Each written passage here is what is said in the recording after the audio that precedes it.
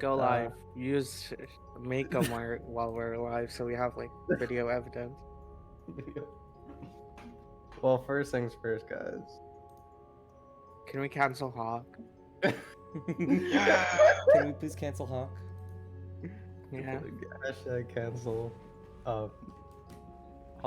Gonna kill Bagless in cold blood. Like all my characters from the InQP mysteriously die. Yeah. Yeah. So many rocks falling on people's heads these days. Not for real. Let's see. Alrighty. Hey, Bard.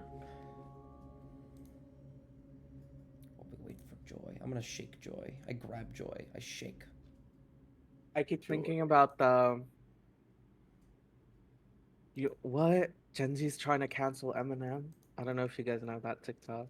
I do not. No idea. Guys, I gotta show you after this.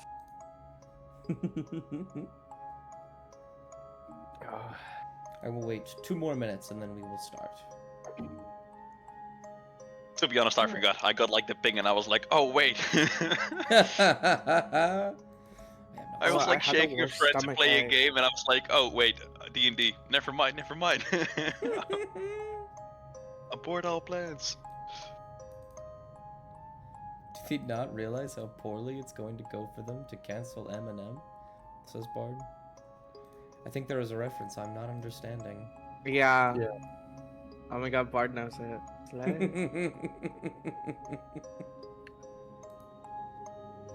I love Eminem. like the ones with peanut butter in it. You're disgusting. Okay, well, I didn't know that you wanted Hawk to die. not Bagless, Hawk to Bagless. die. Yeah. Pulls up to my house with a gun.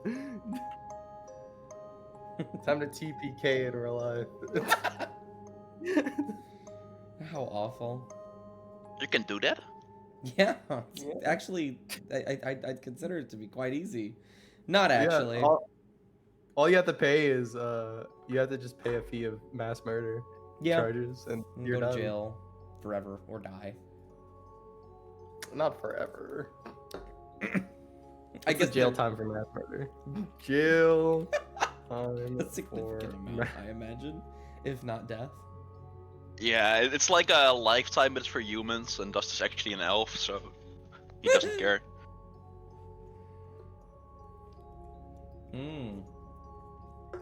That'd be an interesting campaign idea. Like the premise is that you've been framed for a crime, and that crime was killing an elf, and the sentence is life in accordance to that elf's life, and so it's like 1,000 years.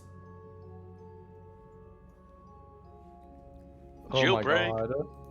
That's bull though. Why would the elf? Like, come on. I feel like it should match the creature's lifespan. Yeah. Cause like, what if like, I don't Yeah, it know. does. Yeah. What if an elf accidentally kills like an ether being and they get sentenced to jail? Ooh, like it's there for an eternity? Yeah. That's fuck. Yeah, exactly. That's so Obviously, this is fucked. 100% how fantasy politics work, or fantasy criminal justice. Yeah, I we trust you on it. You're I our feel like best source.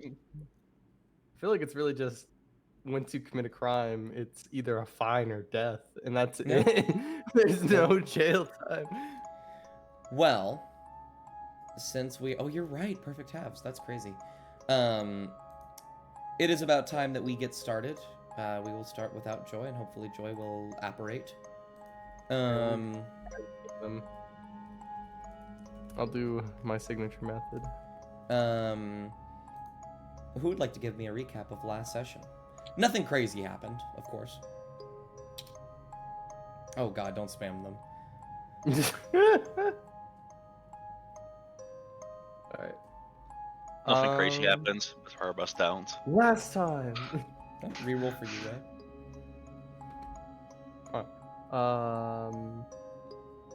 Okay. Oh, for me. Do we want me to give the recap now, or just? I mean, yeah, if you want to Thank you, do Bard. recap, do it now.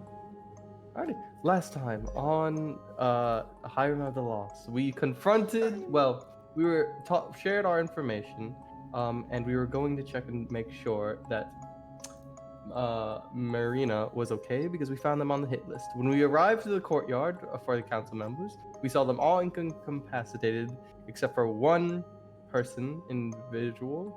I don't remember their name. I remember it began with an L. Kippen. I'll just call him Kippen. Lynn. All right, Lynn, but Kippen. It just wasn't Kippen. You guys Oh, was it? Okay. Unrelated, by the way. Unrelated. Anyway, you guys never got to figure out what happened with Kippen. He told us his master plan. Well, he didn't really tell us his master plan, but he was like saying, "Oh, how everyone in this town is inferior to him, and that he must be the best." So that means I have to kill all the council members and become the best. I don't know what really his goal was, but we were like, okay, well, let's cut that shit out. So we tried to kill him. Well, bring him to justice, but murderize him. And it went not terrible. We Mama Bear helped us out at some point. Was brought back and started helping us out. Cola started to help the other council members escape, and as soon as we brought down Levlin, it was quiet for a moment, but then, of course, the angel that was helping them during the battle revealed itself to be a false Hydra. It started to sing, and we all passed out. Indeed, I'm debating to even give you an inspiration, but I will. Oh God. But yes. Now, if you want to hear my fan theory, if you want to hear my fan theories, just listen to the thing I just said. And so we will pick up with all of you unconscious. Some of you are attempting to flutter awake. Some of you are people who are immune to sleep, certain spells like that. And yet you are still knocked out to some extent. I'm debating on who I want to start with. I have something for each of you. I'm probably in like his sentry, like he can perceive everything going on, but he can't move. Because I'm guessing what the state he's in. Nader has immunity to magical sleep as well. I'm not sure if that matters though. All right. I think because it will provide context for a lot of your other things, I'm going to actually start with you, Backless. Okay. Backless, we go back much farther for you than we do anyone else.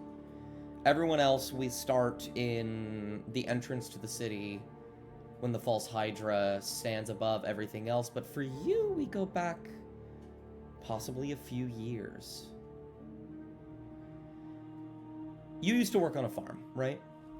Mm-hmm. Yes.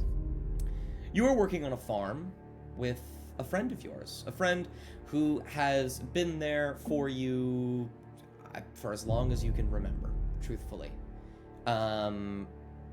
There, if I remember correctly, I have it written down somewhere. I need to very quickly find it because I sent it to Kat a very long time ago because Kat had to draw a thing for them.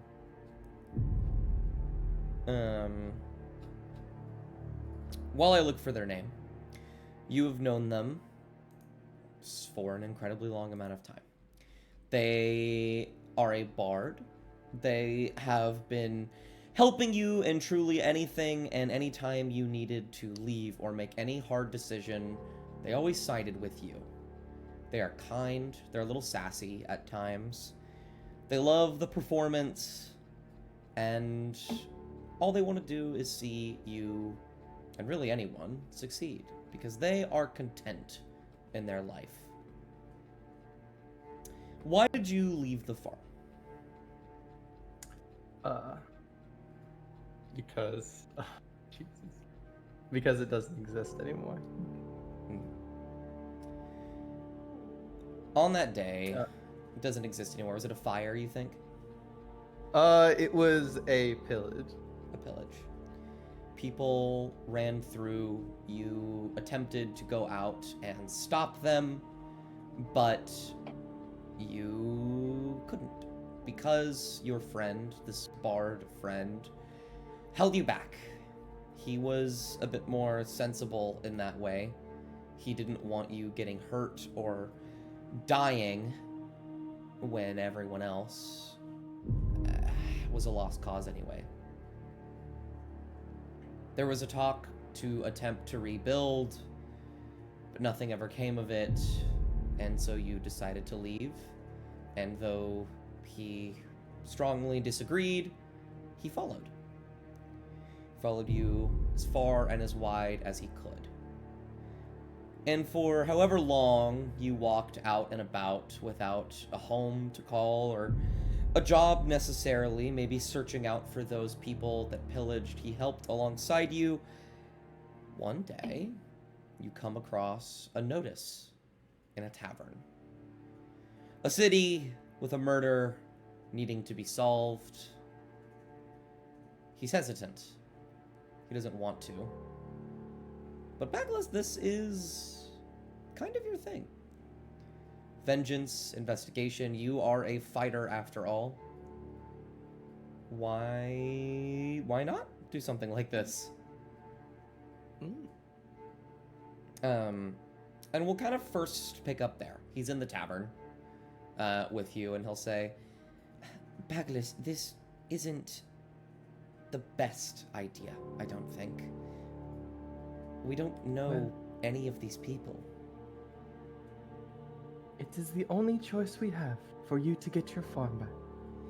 I don't... I understand. I need the money. We need the money. But it's not necessary to do it this way. This feels dangerous. I feel nervous about this. My friend, this man was murdered. And I don't want to see his murder being glossed over like your farm was. Kind of frown.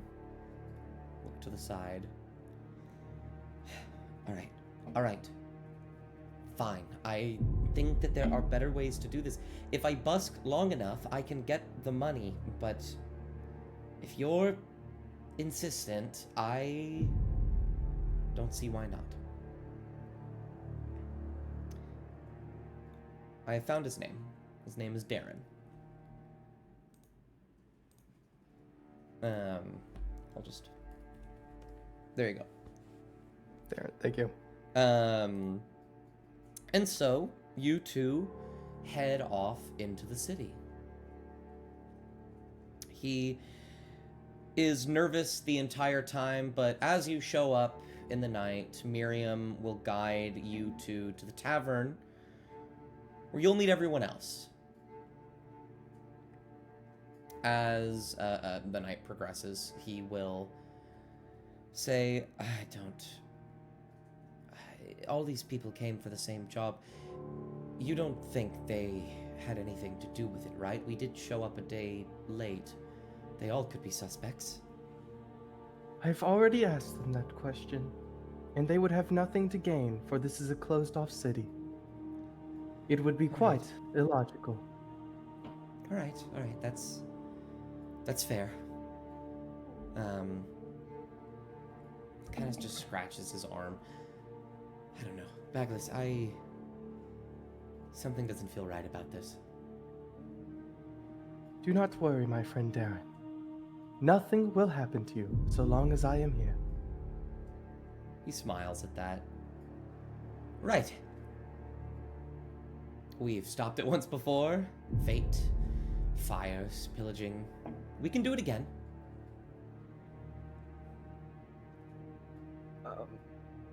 Baglis will glow a bright green. He will smile. And then, over the course of the next day or two, he will be there. He will follow the party. He'll go with you, Bagless, to the blacksmith, where he will order your brass knuckles. There will be several times where he will bring up bits and pieces. He will suggest that you look into the, what's it called? Into the shop history of the blacksmith. And every single day, he makes sure to help you all with your tasks, each giving you, at the start of the day, a bardic inspiration. He will follow you around. There are times where he will stick with each of you individually. When in the night market, he will be with you, Natter, trying to help you look for people as you use one of his bardics to get some information out of the local standees. He will assist in fights. He will try his best to heal and convince, as he just exists. And then, Bagless, there's the library. All of you are fighting against this memoir that is frenzied and feral from some kind of force beyond your sight. And as it begins to speak, and it says the words that it said, something along the lines of, "You will leave tonight, or you will die." And then there is a denial. I think it was you, actually, Bagless, that said something along the lines of, "We aren't going anywhere." And then, this time, you see it. The False Hydra. You see Lynn standing on the little balcony above in the library, staring down at all of you. He snaps his fingers, and one of the heads of the False Hydra shoots through the door, and it's coming right for you, Backless. A split-second decision, you stumble backwards for a moment as Darren pushes you out of the way. He is snatched up in the False Hydra's grasp and is immediately drawn out. He attempts to escape, but your brain can't see him. It can't comprehend what it's looking at because of the False Hydra song. You watch as your best friend, someone you've lived with for years upon end, someone who helped the party get as far as they did, is scooped up and in an instant forgotten. And you don't remember them. But your body does. Somehow, deep inside of you, something that can't quite remember, trying to scream at you, something that you can't quite see, and your body turns a dark shade of blue.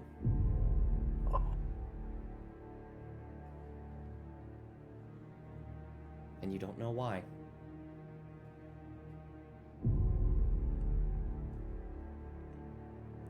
Moving to a little bit before all of that. Bjorn. It's a couple hours earlier. This one's gonna be a bit long. You are standing, I believe it was on the stairs leading into the Noble District, at the base of them. Let me go Yeah, around there. Yeah, we just left Harbaz, or the place where Harba took us, and then we went outside, and he was like, "Oh yeah, well, Absolutely. yeah."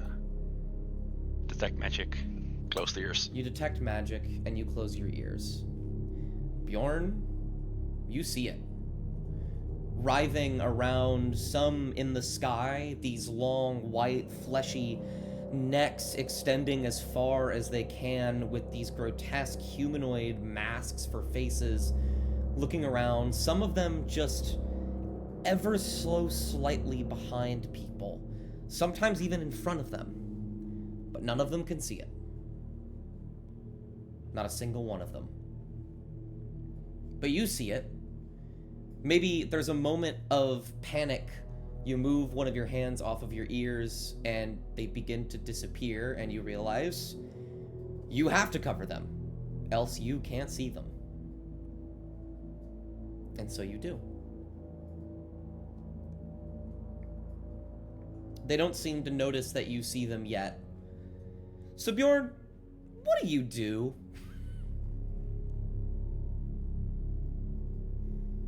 Oh wow. What will Bjorn do? Of course, it's going backwards in time. I think. Well, obvious thing would probably be to trace the heads to like where they're coming from. I think that's the first thing he would do. He would look where does it come from. Yeah. You will begin to try and follow them. Your chest is heaving. Bjorn, you are fucking terrified. Because there are so many of them. So many heads of faces that you don't quite recognize. They're just off. They're not even real. Even in this moment, because, you know, he's not dead yet, you remember Darren as well. You know that all of them are waiting for you at the archives. But you know that the second you take your hands off of your ears, you will forget. So you begin to trace it. You follow some of the heads walking through the city. Eventually, you find your way into the residential district. You see a house that you will go into in a couple days with boarded up windows and doors. It seems to be coming from there, at least some of them. And as you stare at the house, you feel someone with a very tender hand, but a firm grip, grab onto your shoulder. And as you turn to look, you see a darker-skinned, very elderly woman who has wrappings over the top and bottom of her face that go all the way around and cover her ears. And she looks at you with these wide eyes. Like, she knows what you are doing. And she shakes her head. Does Bjorn understand sign language? I think he would he would have decent understanding of it, but he wouldn't like know the entire language. So Got you. bits and pieces. She will begin to sign to you, and you will get vague ideas of what she is saying. How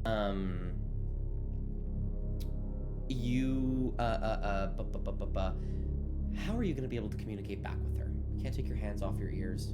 You can talk. You don't know if she's entirely deaf necessarily.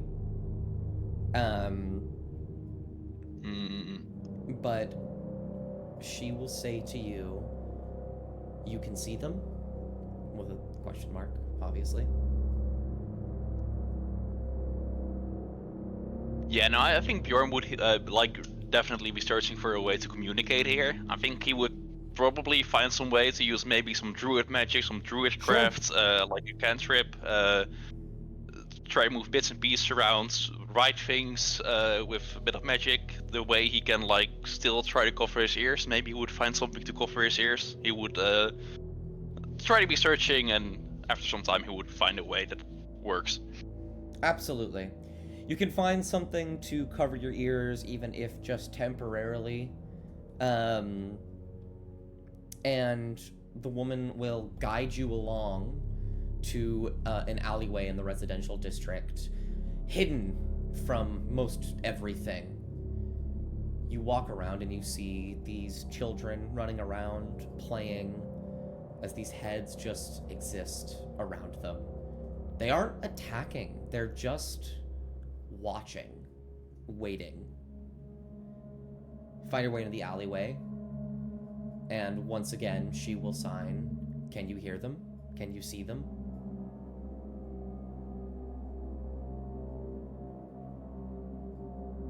Yeah, and Bjorn would reply, or he cannot really reply, but he would probably just give a nod here because it's an obvious answer. Yeah, it's a nod. She will say, okay, they can't know. They will kill you.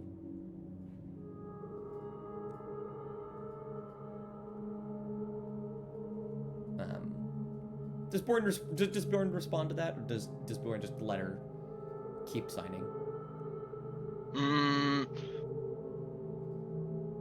Bjorn would like step back, get like a bit of realization in like this city is more doomed than we thought. I think that's also like a big thing that's like happening here, that Bjorn realizes this is more than just a murder case. I think that's the biggest thing. So he's definitely in like a shock state and here again.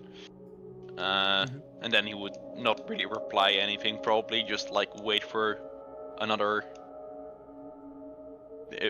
message.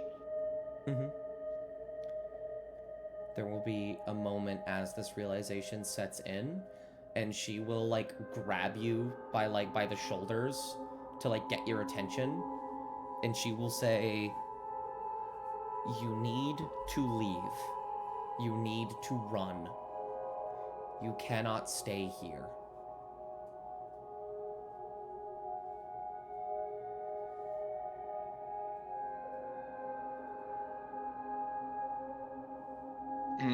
I think Bjorn would definitely find others, probably. I think Bjorn would really be struggling here. Definitely get away from the heads and see if someone else is like outside of the reach of these heads.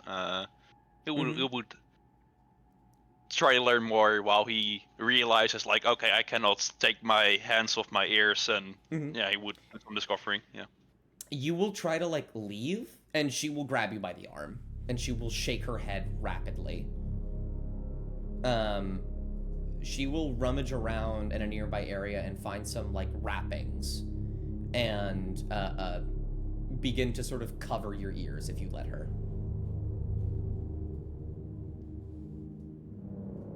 Yeah, Bjorn would like make a investigation check and probably let her if it seems trustworthy. This will be insight then. Make me. Oh yeah, sorry, insight. Yeah, insight. That's right. You're better at that.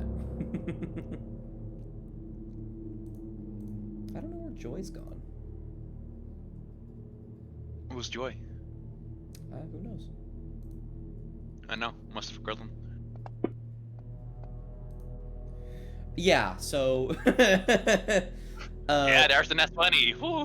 Nat 20. I'll even give you an extra bit of information for that. First of all, yes, she's incredibly trustworthy. She doesn't seem to have any desire for you to get hurt in any way. With a nat 20, you also think she has been doing this for a significant amount of time. You don't know how long this has been going on, but you think that she figured it out somehow quite a long bit ago, and has been trying to keep low while also helping people to the best of her ability. Once your hands are free, she will say, there you go. You need to be careful. You can't trust the directors.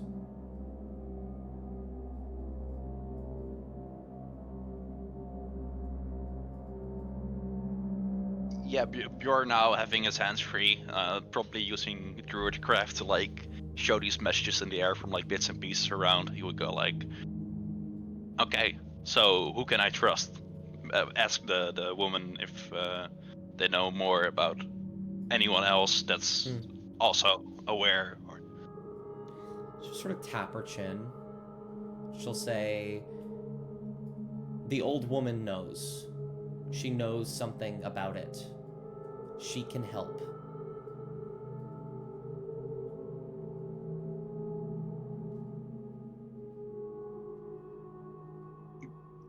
Bjorn will take a moment, knowing it's a hack at this point because he did the ritual. And he goes like, I see, okay. Well, he cannot really stutter well. He would say, I know. He would reply with, I know what I have to do then. That's probably the message he shows. Mm-hmm. She will smile, and she will begin to sign. She'll say, go now. Go quickly. As you turn around, you see Lin Yalfask standing there. His arms folded behind his back. He'll look at you. He will look at the old woman, who is now terrified. Is there any one thing you want to do in this moment, Bjorn?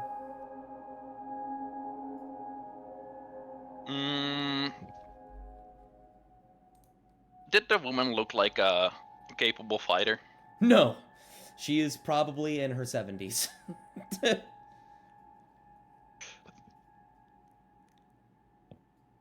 I think. Yeah. I would probably go for what's the player? Bjorn would think of like the quickest animal that doesn't have any hearing senses. What would it be? Not a lot. Probably go for like a worm. Like a worm. Oh, I don't think worms can hear. That's so funny. And he would use a polymorph and wild shape. Probably. Yeah. You want to turn yourself into a worm? Wait, let me look that up real quick. You will just turn into a worm on the floor. And polymorph the woman. The woman also, so they just disappear from sight as good as like there's a small thing where they like transform and then they're worms and yeah. Mm-hmm. There's worms. What a twist. I didn't think it would go here. You will turn into a worm and you will, I don't know if you have eyes or not, but Lynn will just raise an eyebrow very curiously, and then he will walk past you, Bjorn, as a worm on the ground. As it turns out, he would not still love you if you were a worm. Heartbroken. And he will lean down and pick up the worm behind you, that is the old woman.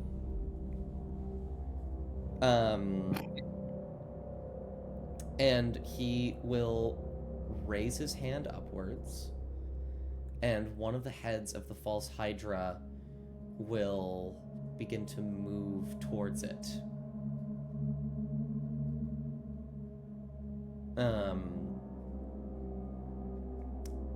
Anything else you want to do? What would a worm do? I think Bjorn has somewhat accepted defeat in this moment, knowing like, okay, I tried my quick thinking trick. It didn't work. Ooh. Also, half remembering what spells I had. We're gonna get a little loosey goosey with stuff like that, so don't worry. Yeah, no. I think Bjorn would follow for a quick escape. Maybe as a worm. Try to look for when. I think Lynn would probably like look at the Hydra at some point when like feeding this worm. Oh yeah. And Bjorn would definitely pick that moment and just get out. The moment he sees an opening, okay, I tried to help. From here, it's self-preservation. You see an opening. You're a worm. You don't move very fast. Did you unwild shape, I imagine? Yeah. He would wait for the moment to unwild shape and just dash. You unwild shape, and then you feel a tugging at the back of your head. And suddenly you feel the wrappings the woman had put over your ears beginning to slip off as Lynn grabs a hold of it, and you hear him say, "This is my last warning. You will leave, or you will die. If you go into that building, I will kill every single one of you." And then suddenly time skips just a little bit. You are on the ground in the alleyway. You are confused, you don't know what happened, and there is blood on your hands. And now, in the present, as you are remembering what has happened, you vaguely recall the old woman getting consumed by the false Hydra, and as you look at the blood on your body, you remember it to be hers. Oh well. And then something else happens. You, for some reason, decide, I don't know the logic, but funny, after forgetting all of this, that the best possible course of action is to cover your ears again. I don't make these rules, okay? Yeah. Something happened. I'm a detective. You get a lead, you follow it. Yeah. And so you cover your ears. And you remember instantly. The elderly woman in the alleyway is dead, and in her place you see a head of the false Hydra bearing a mask in her visage, staring at you. It tilts its head slightly. It has this foul smile on it with... It doesn't even necessarily make geometric sense to look at the face.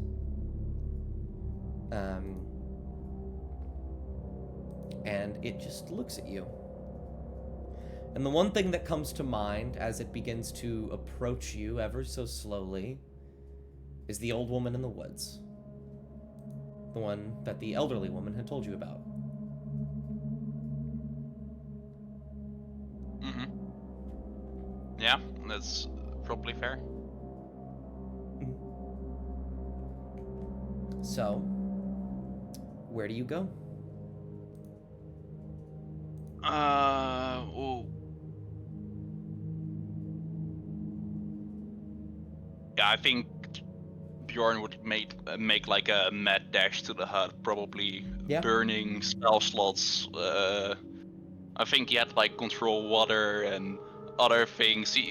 If it's necessary, wild shapes, use it all. Mm-hmm. It's on me. You... There is a hack. The hack is strong. It's the one option. Yeah. And then yeah. This head begins to encroach on you, and you can see it. It is ready to strike. It is ready to kill. And you make the smartest decision, Bjorn, you've probably ever made in your life. And you run as fast as you can, casting some spells to speed up, maybe turning into a bird or something, trying to go faster than is possible. And you will dash into the woods. And as you run and run and run, your hands covering your ears, you barrel through a door without knocking. And you stumble onto the ground. Your hands come loose, and yet you don't forget. And you look up to see this woman who does not look like a normal woman. This is very clearly the hag. She will say, "Oh, well, you're new to town. What are you doing? And why are you so impolite?"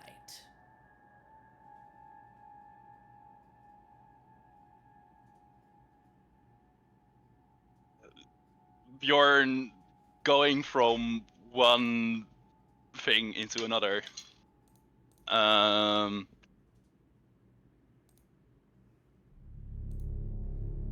Oh, I'm thinking too much. I don't think Bjorn would have thought much. Bjorn would probably have apologized here. He would go like, "Yeah, apologies. The monster knows, and the woman told me you were the only one who could help me." Ah, I see. So you've seen it? Oh, don't worry. You can't hear it in here. Yeah, I have seen it. It has seen me. Well, that's not very good. All right. Come, take a seat. She will pull out a chair at the nearby table.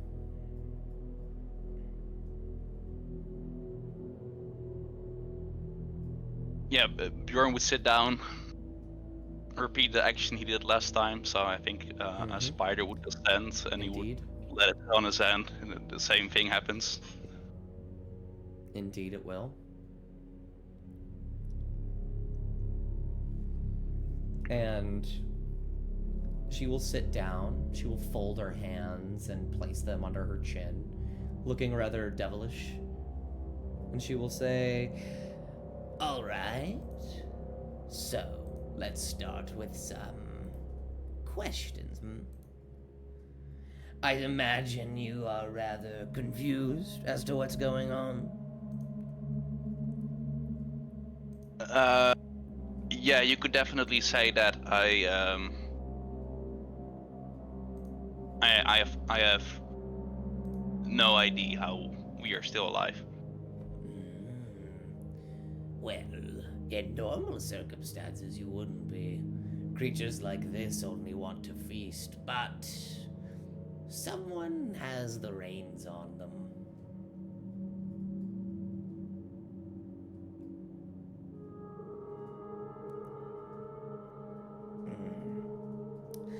Speaking of which, you're probably not going to remember any of this, are you? Unless you plan to die by walking out there deafened. I haven't. I have no plans for that. For now, it's this moment. Smart. Well then, this will be quite the interesting exchange.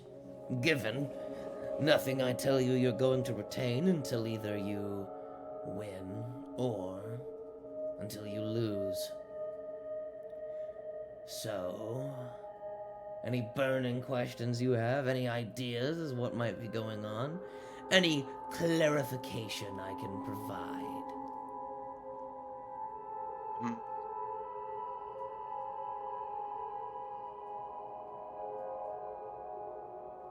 How does Lynn control that monster? That's the one burning question. I see you already know who it is. Well, that's good. You're in the right direction. Summon the beast with a little contraption of my make and model. A music box. Simple little thing. Terrible little magics, though. Controlling, on the other hand, now that's different. You might be able to instruct it with the music box, but only the summoner can pull the reins, so to speak. He just does it now.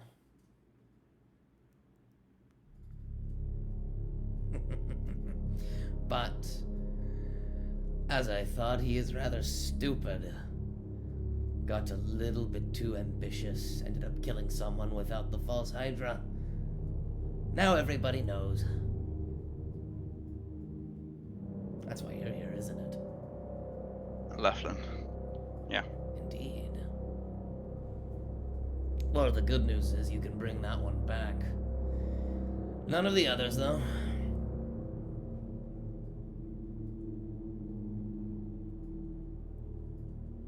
Yeah, that's...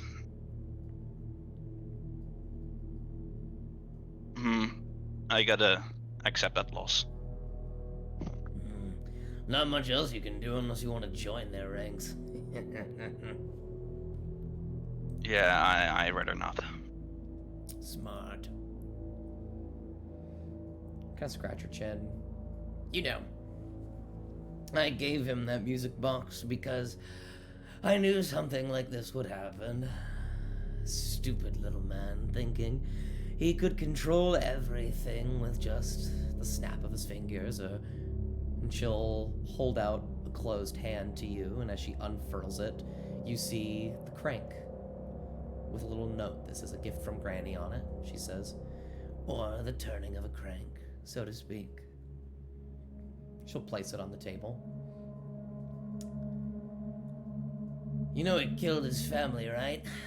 With that thing? All of his friends, loved ones.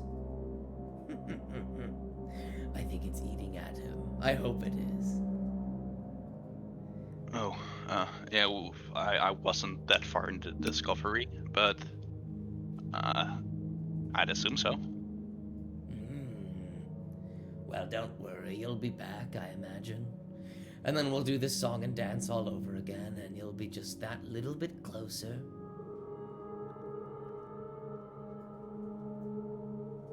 Closer to what? Well, to figuring it out. You might have all the answers in here, but the second you leave, well, that's that. But you're smart. You had magics. I saw, I felt it. You saw me, didn't you? Yeah, that's. I hope it. Yeah, no. I used a ritual and I knew. I was actually looking for the monster, but. Foul little trickster you are. But a respectable effort, I suppose. No, if you want to find that thing, you'll have to search a little bit harder. There's many different places it can come out of. Can't tell you where that one is, though. Too many options. Not enough time. Speaking of time, you're late, aren't you? Oh, yeah, the library. Yeah, the archive. Well, she'll stand up, she'll grab her staff, magic begins to pulse from it. I suggest you take my gift in stride, and you go and kill a murderer, and then maybe tame the beast, the angel. Or perhaps you will destroy my precious little blight of divinity. I wouldn't blame you, though I might get a little upset.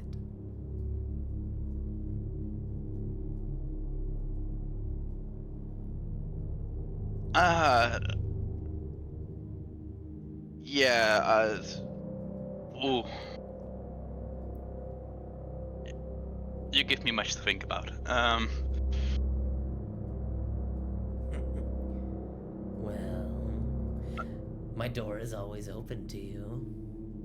Not that you'll know that.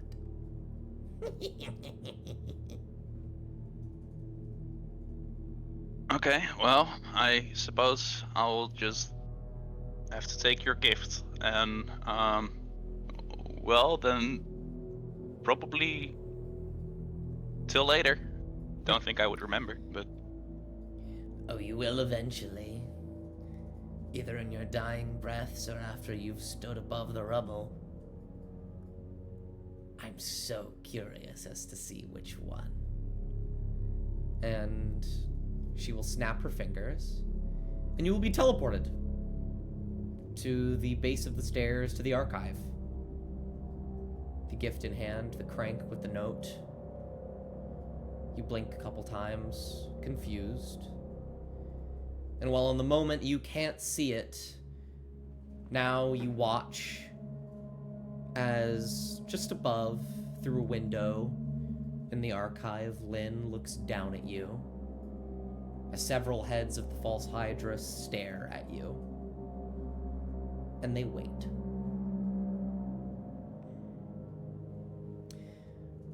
We'll move over to Janara, I think.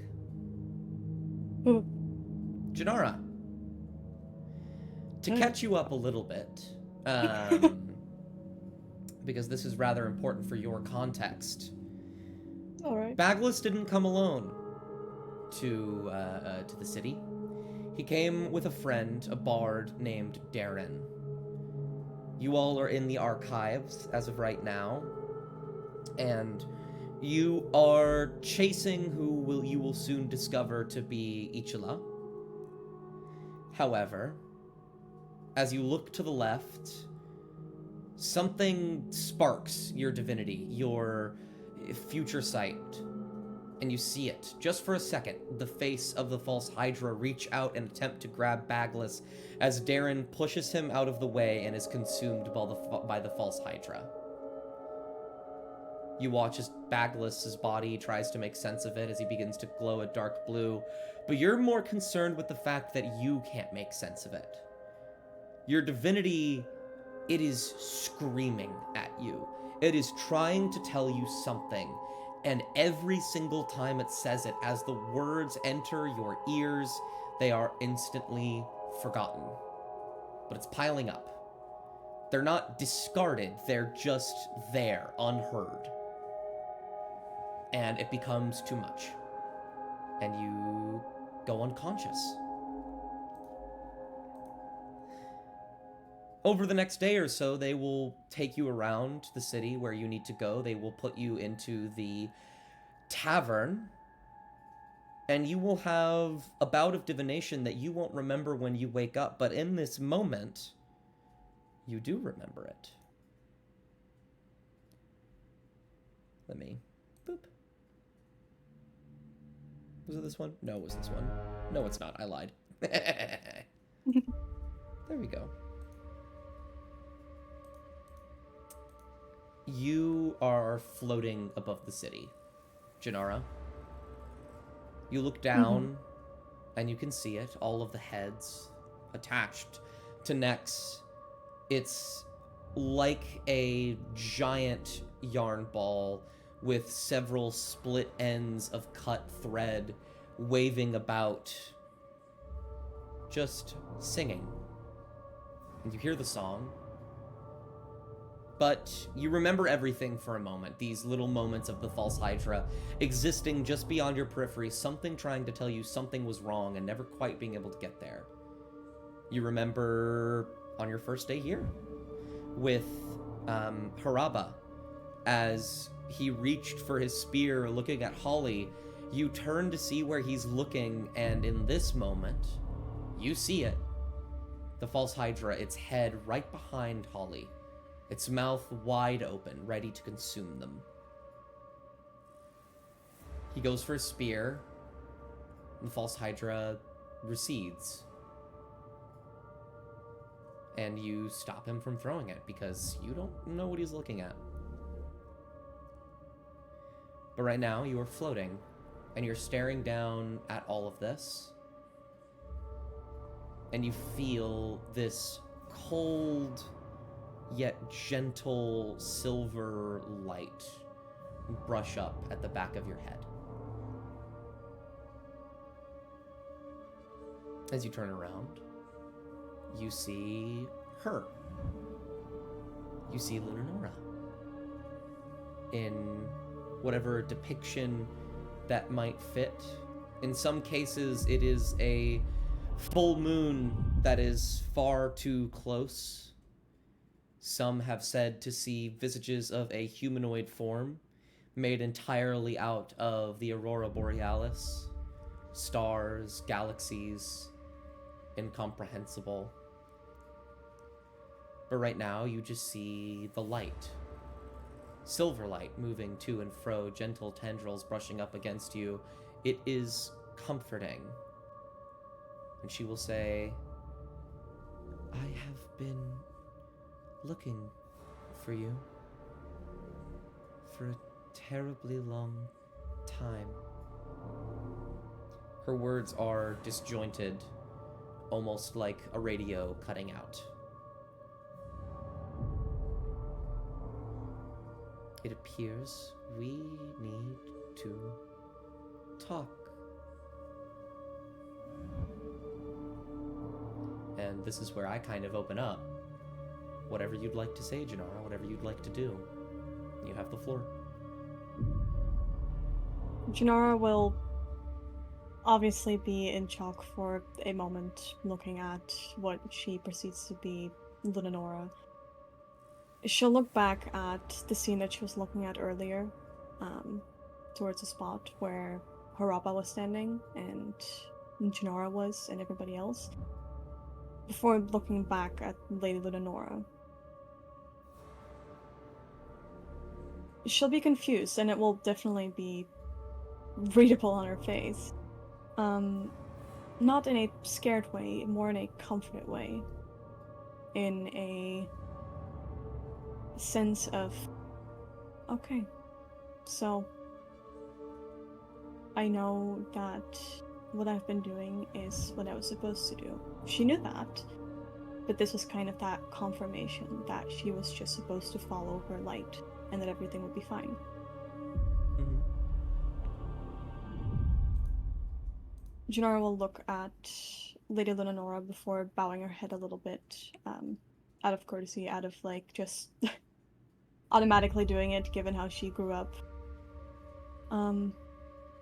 And the only thing that she will say, the only thing that she feels like she's allowed to say is, it will be my honor to be able to speak with you. There will be a flickering of silver light. It is not often I get to speak to my disciples. I've made a habit of avoiding such a thing, but this seems dire.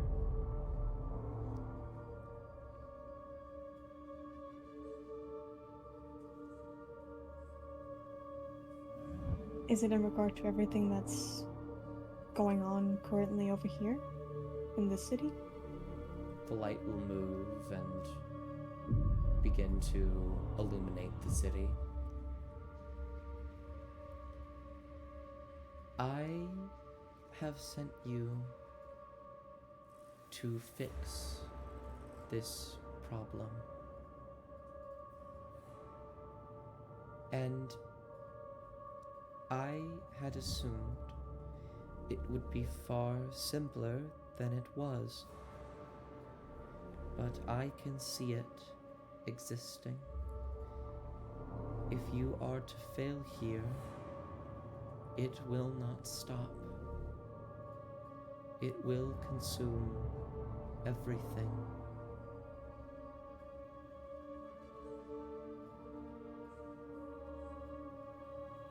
Then we shall stop it. A simple thing to say, and yet a task that is much, much more difficult.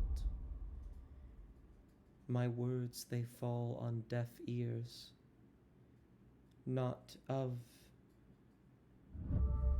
a purposeful ignorance, but of that. A tinge of disgust on her tongue as she sort of gesticulates to the false Hydra. Come. Perhaps some of my wisdom will remain. Let me show you what you have not seen. Janara will just nod like once. Does Janara wear like what is Janara's holy symbol? So Janara has this necklace that she got from her family. It's kind of like an heirloom. Mm-hmm. And it's kind of like it's a crescent. Mm-hmm. Not too big, not too small. It's a crescent pendant on there that like the bottom edge of it is a little bit broken due to it being passed down within the family. But in general, it's pretty simple. It's silver. It's delicate, but it definitely like it does catch the eye if she's like wearing it like above her robes. Like it will catch people's eye.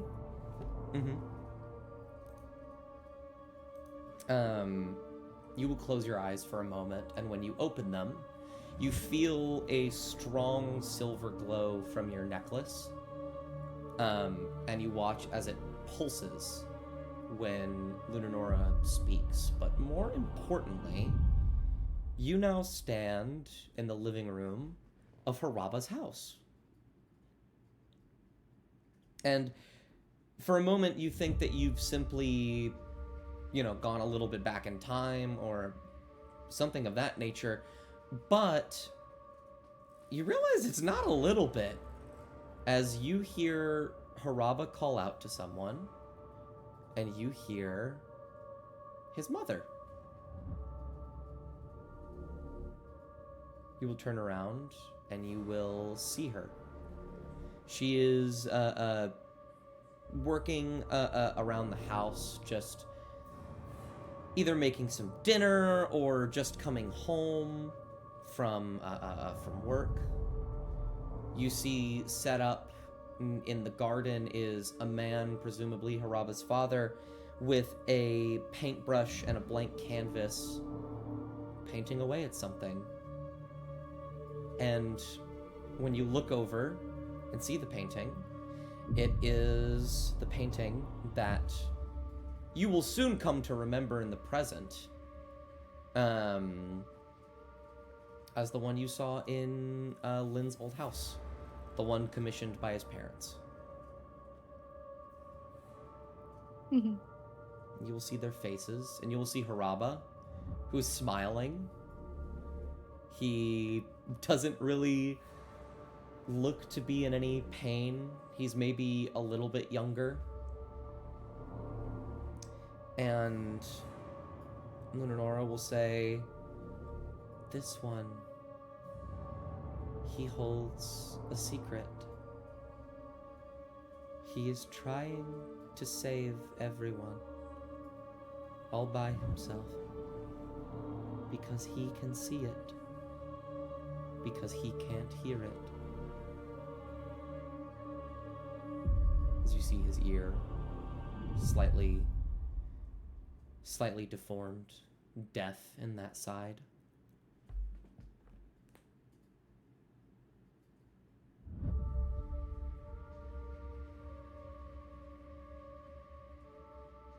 Jannar will just take in the scene for the most part, not really wanting to interrupt Lady Lunanora, so she's staying quiet for the most part of it to ensure that Lady Lunanora is able to bring over the message, and so she's able to properly hear and process all of that information.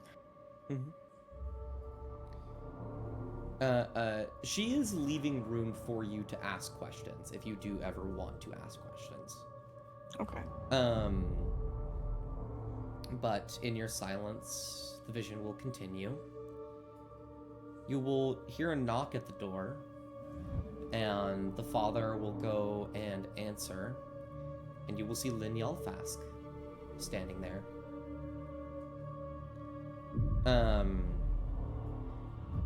And Haraba's father will raise an eyebrow, and as he begins to speak, Lynn will snap his fingers, and in an instant, he steps to the side ahead of the false Hydra, shoots forward, and snaps its jaws around Haraba's father. Another head through the back door weaves around the house, going into one of the nearby rooms, and grabs a hold of Haraba's mother. Haraba will come running out immediately and will look and see in terror as he watches this happen. And as you watch as they are dragged away and likely consumed, he blinks a few times. Lynn stands at the front door with a smug smile. He begins to turn around, and then that smile quickly fades as Haraba says, my head. What happened? Who? Lynn will turn around, confused. Are you alright there, Haraba?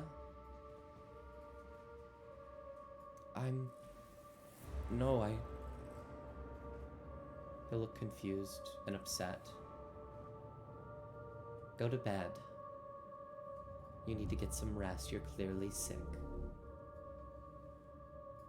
And Lynn will close the door.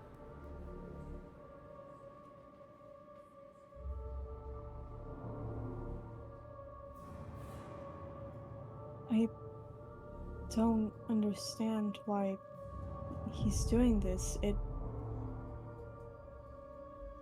Why would somebody want to hurt so many people?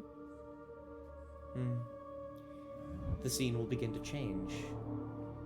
you will see Haraba's mother standing at the table in the counselor's chamber, standing behind Lethlin and Miriam. Lynn will be standing up with his hands on the table. He seems to be yelling and shouting about something, arguing with one of the other, arguing with Lethlin, most likely. And Haraba's mother will step in and say, "Really? Is this how we're going to handle this? We are adults. We are running an entire city, an economy, a military. The least you could do is show some respect to the one who's been taking care of everything. You just got here." Lynn will fold his arms. He'll scoff. And he will just narrow his eyes. And then the scene changes yet again.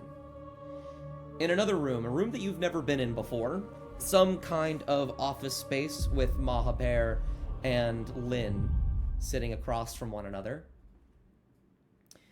Additionally, you see Haraba sitting in the room as well as Haraba's father, except this time Haraba's father is clad in armor. He clearly had some sort of military status.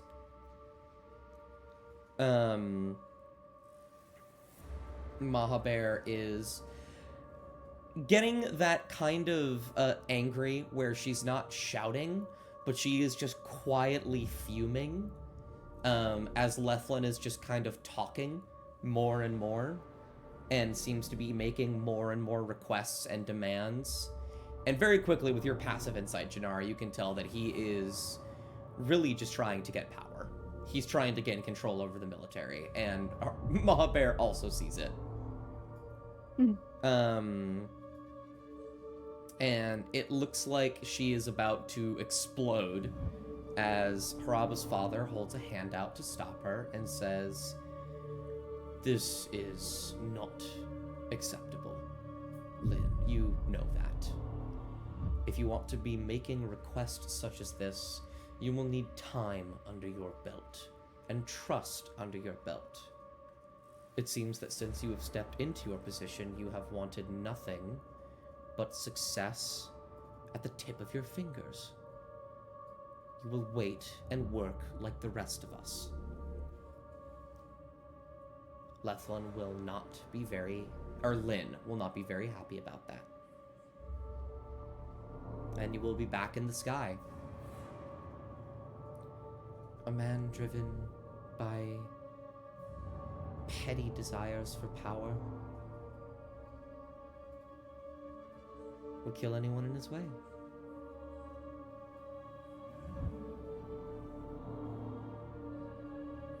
All the more reason to stop him.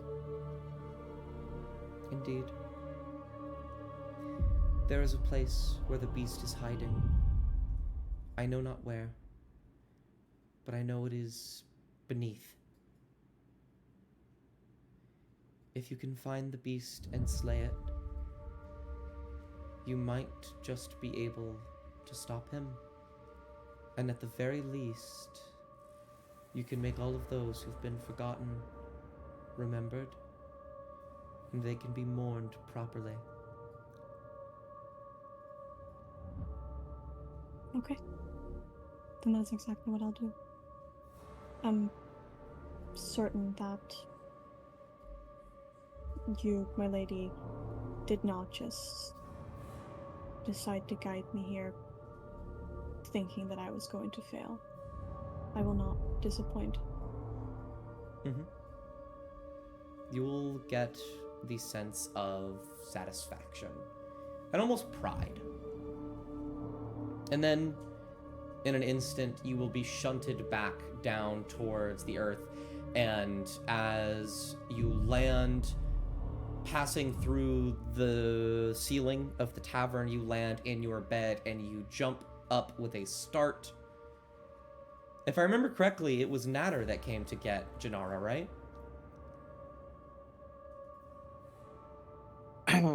In which case, sorry?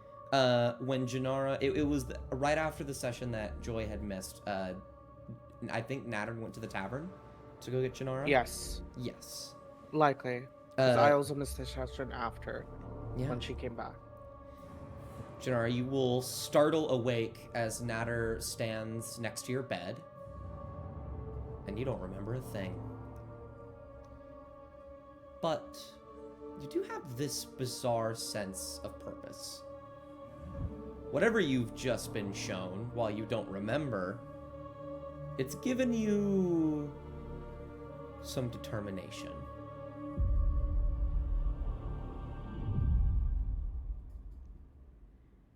And so, Nope. Natter would guide you back to the rest of the party. So I move to you last two. Natter, I'll do you first, because yours is a little bit disjointed. You never had any one moment in which something terrible had happened involving the False Hydra. But you've had several smaller moments.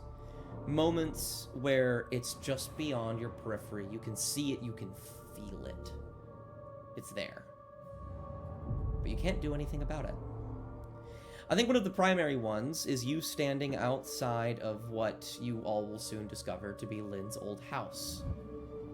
Inside, 3 of your party members turn a crank on a music box, and while you didn't get to experience what they saw, you got to experience something else entirely, Natter.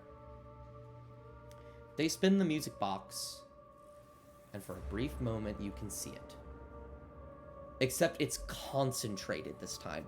It's not just these writhing masses around the entire city. You look into the sky and they almost blot out of the sun as they all move and just wait outside of the house. One of them stands right in front of you, and it stares at you with this awful smile, humming just a tiny little melody.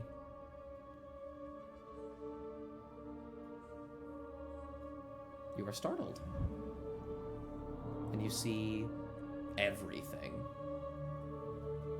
It's going to be a little bit open. What would you like to do, Natter, in this moment?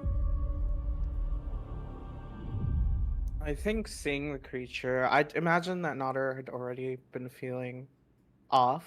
Mm-hmm. The air felt dense. The water felt like it was cloudy. Like, as soon as they arrived into the city, at least. It was a lot more different. And then he'd stare back at the face. Would he recognize it by any chance? Like, I mean, he's seen Haraba's parents and a number of other people. Let me see what face it would be. Actually, yeah. I have a couple. I think it's Darren. You see Darren's face staring back at you. I actually do have images of all of these people. Ooh. Would love to see them. Let me go ahead and download them while you talk. I think in an odd twist of fate, Nodder, who is familiar with Darren, unable to recognize who it is, would reach out to the face, slightly caress it. I think he would stare into it, trying to piece together whatever familiarity he feels to it. Right? Mm-hmm. It is, to him, this is an illusion. Something he's quite familiar with, right? Mm-hmm. The reality hasn't set in that this is likely the work of, the false Hydra. To him, it's another visage, another illusion that's sent to scare him.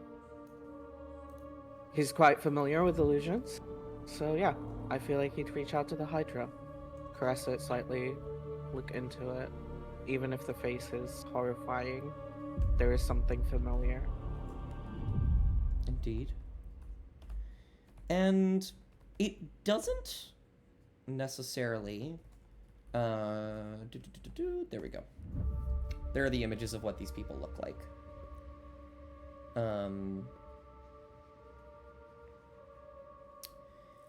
It doesn't necessarily react. It seems to be centered on something coming from inside the building as it hums this little tune, and it almost tilts its head as you reach out and just touch it. It's confused. And it has just like this permanent, terrified frown on its face. The last face that Darren made before he was consumed.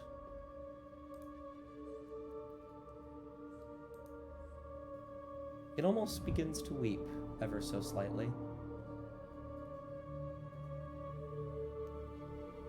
And then the music box continues to turn. It twists its head and cracks. And for a very brief moment, you watch as all of the heads begin to rise from the house behind you. And you hear the head next to you, Darren's head, begin to sing a song. The words in a language you don't understand, something incomprehensible. But it's hard to make a name incomprehensible as you hear Janara's name multiple times. As it begins to move towards the building. And you have the unmistakable notion that Janara's about to die.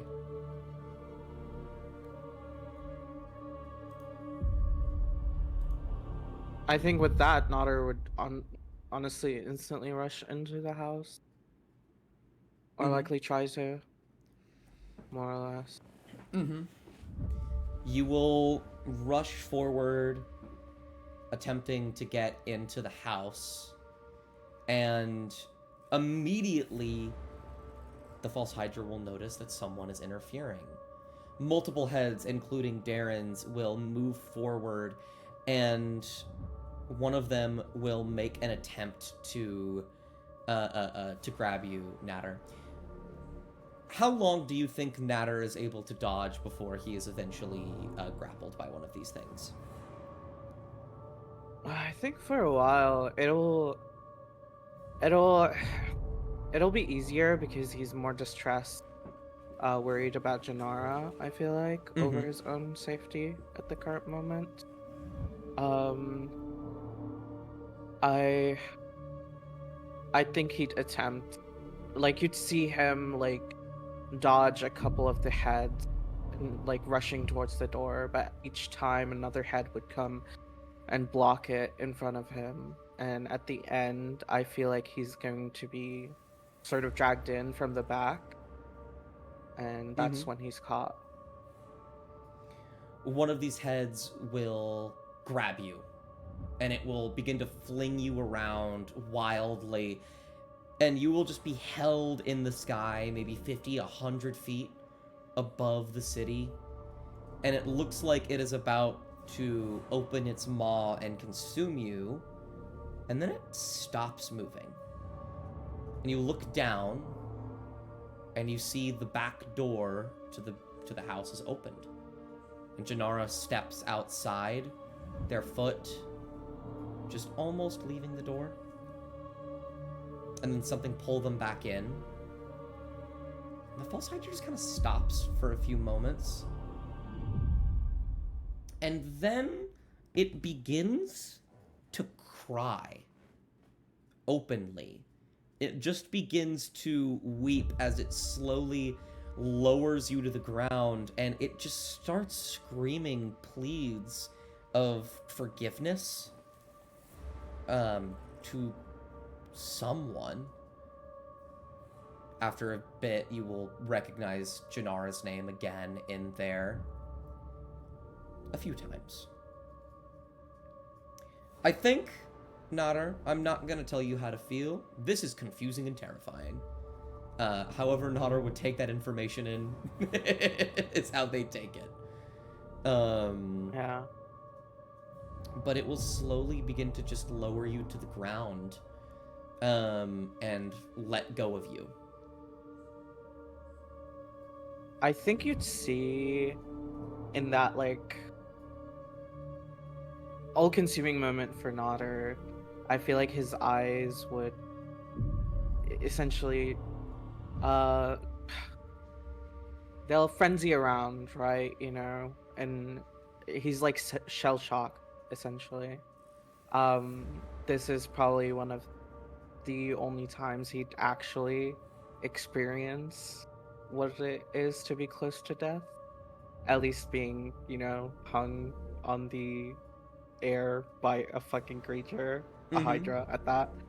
Um, and I think he'd see the sort of weeping and look towards the party, or like Janara in this case, and he'd smile slightly as he's being lowered, and then he'd look back at the creature in this like terrified gaze, but also like sympathy.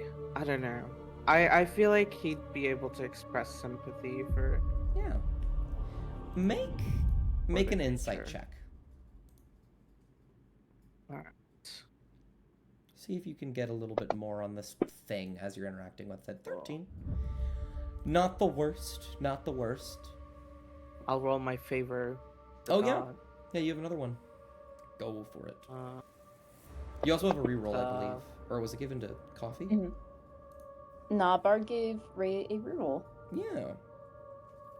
Yeah. I got a 16. I think a 16 is good enough. Okay. With a 16, it's so confusing.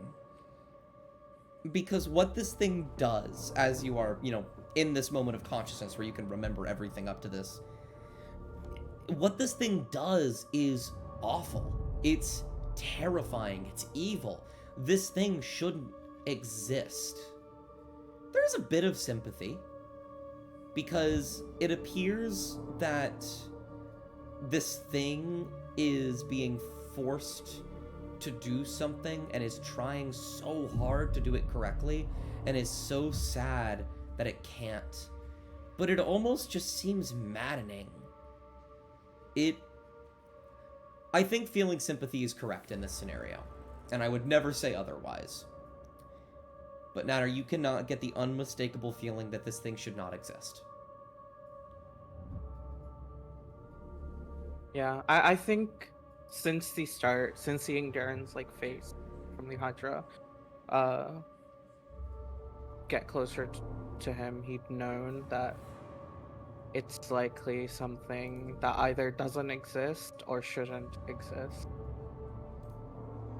And it's like a thought that'll continue throughout his encounter with the Hydra. Yeah. Whatever is his main course of action is ending its suffering, or the familiar face's suffering, more or less. Yeah. You will be set down outside on the front lawn. Darren's face will look to you curiously as the weeping begins to subside. Do you do anything in these final moments as the false Hydra begins to recede? Do you say anything?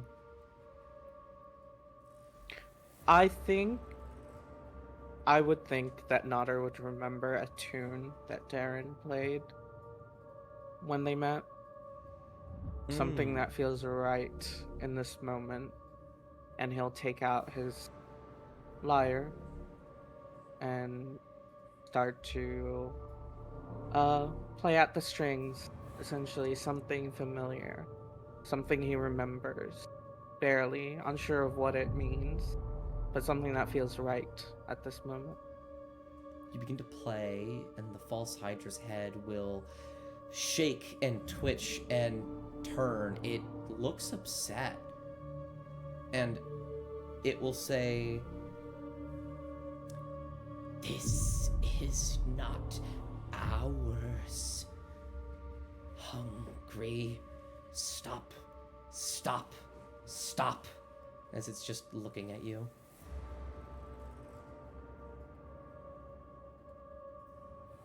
I think he'd continue. it will also continue. It will shake. It doesn't approach you. It doesn't attack you. It just keeps saying, stop, stop, not ours, discordant breaking melodies. Stop, stop, hungry, made for us. You were made for me, us. And as you keep playing, you three from inside, Bjorn, Baglitz, and Janara, will walk out. And as you begin to forget, you will just see Natter playing on the lyre. And you don't know why you're playing Natter, but it's a good song.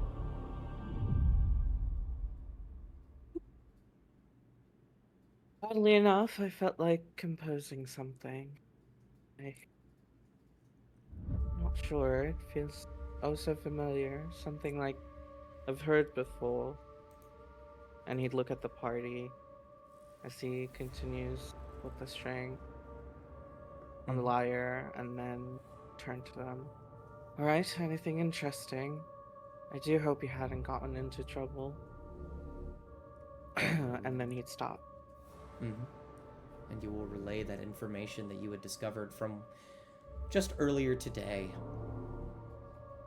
And so we move on to Holly. Holly, you had an interesting experience in the church. There was some information that you were able to glean about this thing called the Angel. But you can't help but think about how you don't know how you came across that information. Some looking around in the church, some basic investigation, and you will find a few things. The first of which being some remnants of a body. One in which most of it has been fully destroyed, gone, you don't know where it is. But you see little bits and pieces of the skull. And then you will see something flickering.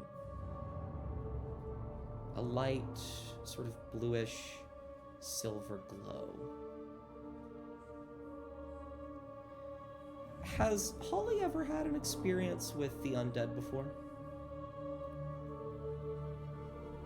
Once when she was starting to learn magic. And it was the reason why she stopped. You will turn around with a start as you see the glow of a ghost. Its form doesn't make sense. It seems to be incomplete, bits and pieces of it. Make an investigation check, Holly. Yes, sir. Let's do it. Where is investigation? Oh no, I'm stupid. And I'm frightened. Why Can was I be that unfrightened and take that 20? You could be unfrightened. I don't know. That's so Why am funny. I still frightened? Oh, a ghost! A ghost! Oh! With a natural 20, Thank you. you will notice something immediately. The parts of this specter that are consistent, that aren't wavering or glitching or static or anything like that, are the exact same pieces of the skeleton that you've just found. Maybe Okay. about a third of the head, a hand, maybe a leg, a little bit of the torso. The one eye that you can see is terrified and shaky as its consistent hand tries to reach out to you, desperately looking for something.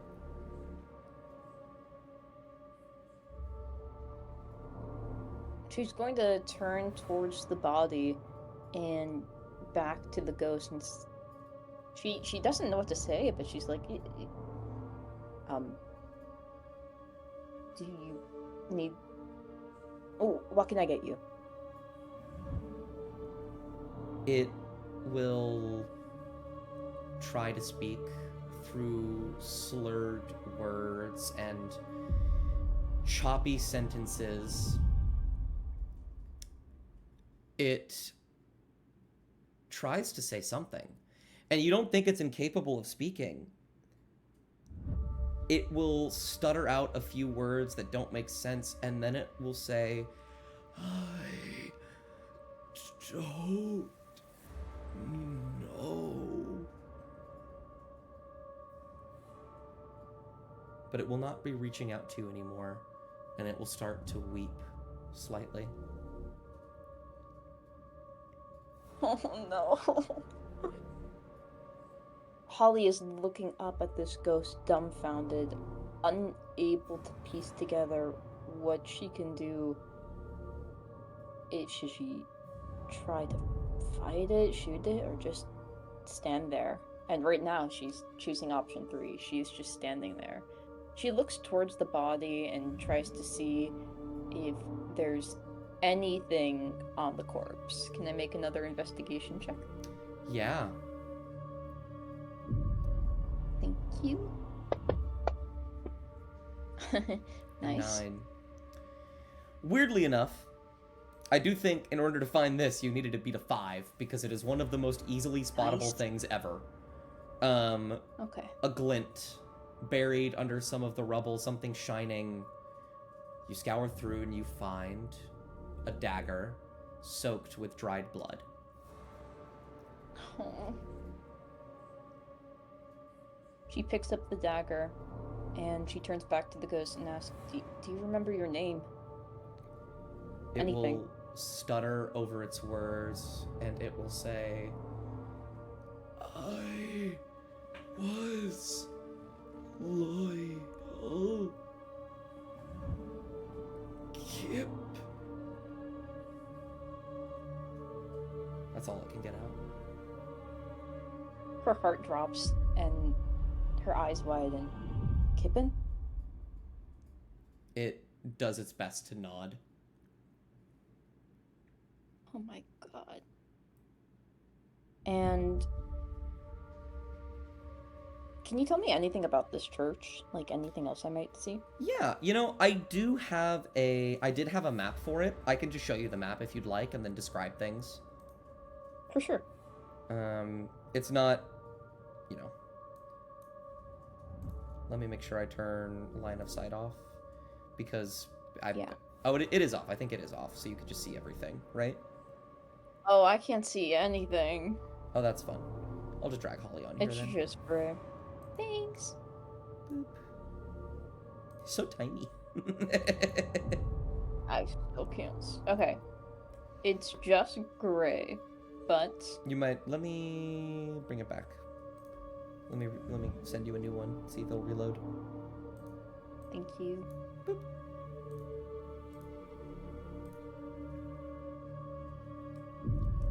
Oh It- no. I got. Oh yes, I see it now. Yes, it is. Yeah. Oh wow, this is beautiful. Yeah, I really like this map. It is a rundown church. It appears to be destroyed rather than abandoned, notably. There's not a lot of dust on anything here. Various books on Parvisa, the god of poverty. And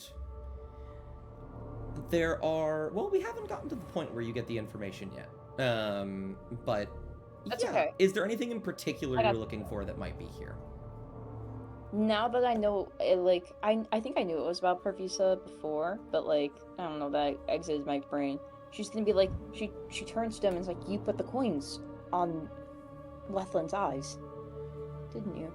You will hear, saved him. Saved him. Will nod. Cannot ascend.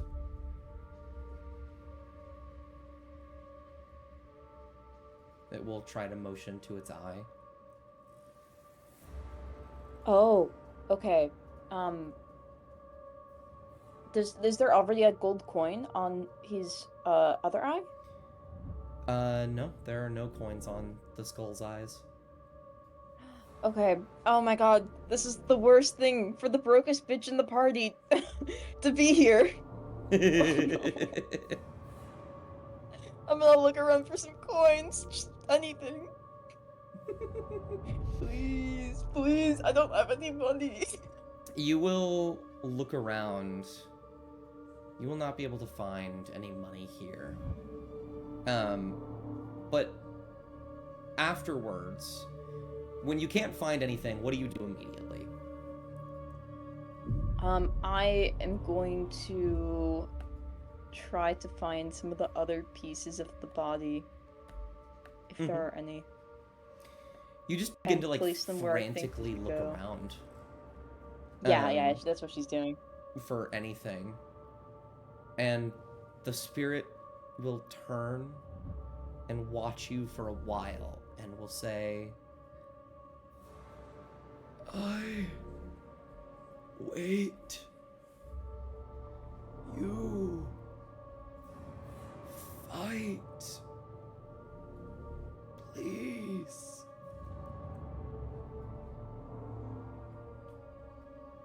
Okay, yeah. We'll fight. And she's going to kind of stop her futile effort, and she's thinking, where should I go?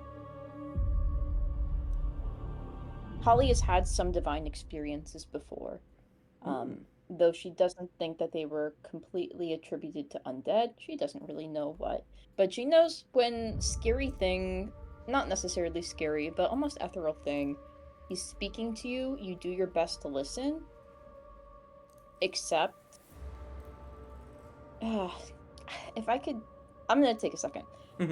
Holly has a very confused idea of religion. She does believe in some spirituality, but she does not like a lot of worship parts. And the reason why she's so like keen to listen to this thing is because it's not asking much of her. I mean, fight, sure, but it doesn't ask without being seen. So she's very inclined to, help. Absolutely. It will flicker for a moment, and it will say, I am forgotten. You will forget beneath angel rise. And he will point his arm, shivering and quivering. His only consistent hand, a finger, will outstretch, and he will point to a tower. One of the towers for the gates. Just north, just behind the capital. There. Descend. Find. Kill.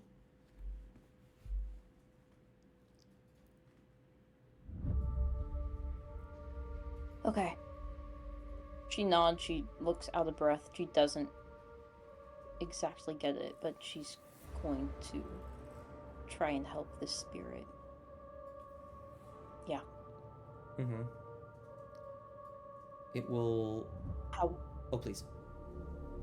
How will I remember to go there? I'll just remember, right? It kind of... It's really hard to tell what this thing is feeling. Like, I can't describe its facial expressions because it doesn't really have any, but it almost seems to, like, frown. Like, it seems sad at that. And it will say, you will remember if you win. Kill Lethlin kill, betrayer.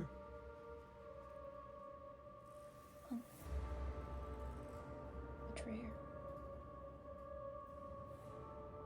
Okay. We'll do it.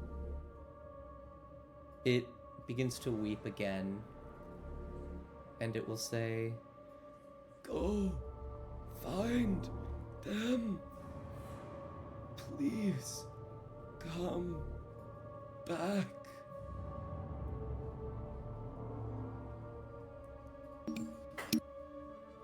We will. We will. It will then begin to quietly weep. And when you leave the vicinity of the church,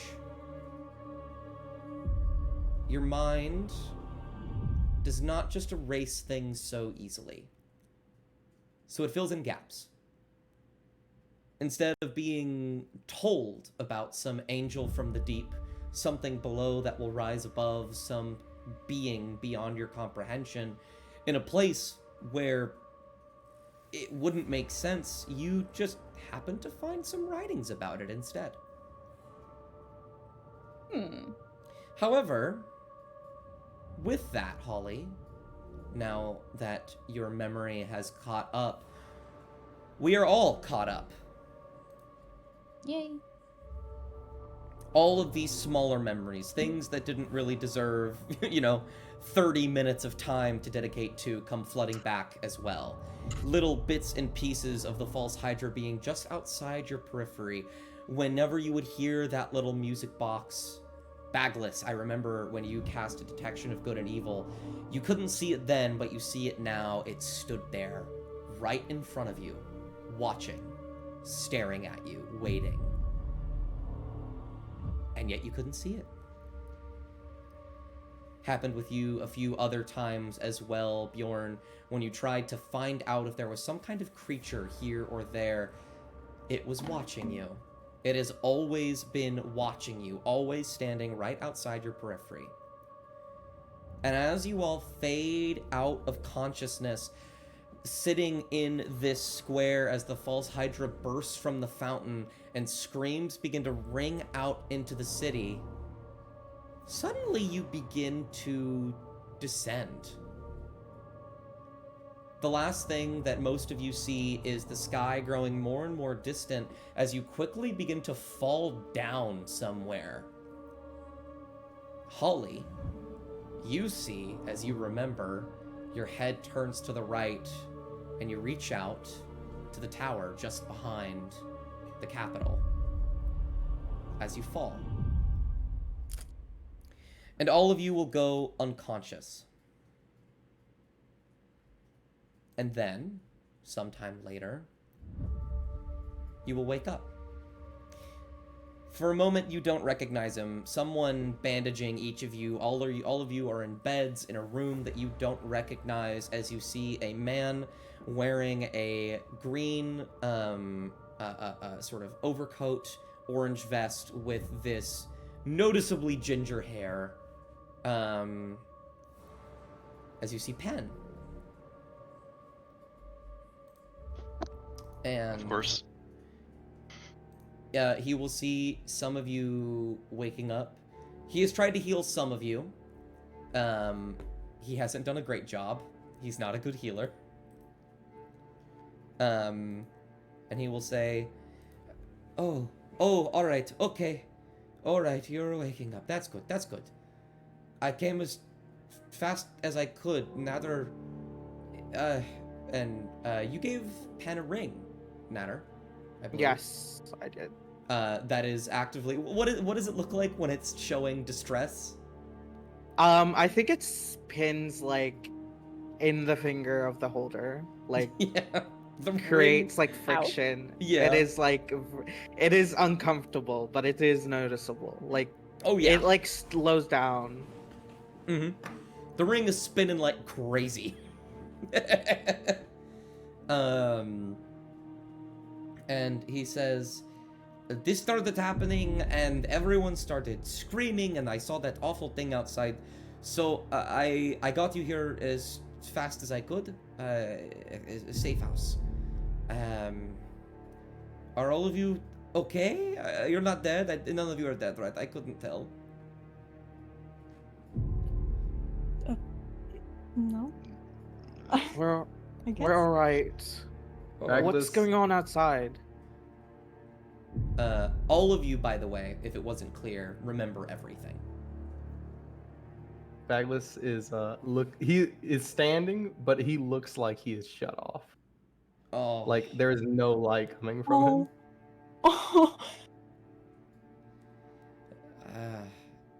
Pen will look at you for a moment, Backless, and he will look to answer your question, Natter. I don't rightly know. I've only heard of these creatures few times, but they never really get very far, let alone this big. Something's ravaging the city. I've taken you all to a safe house, trying to get you out of there. I don't know what's happening, but something awful, clearly.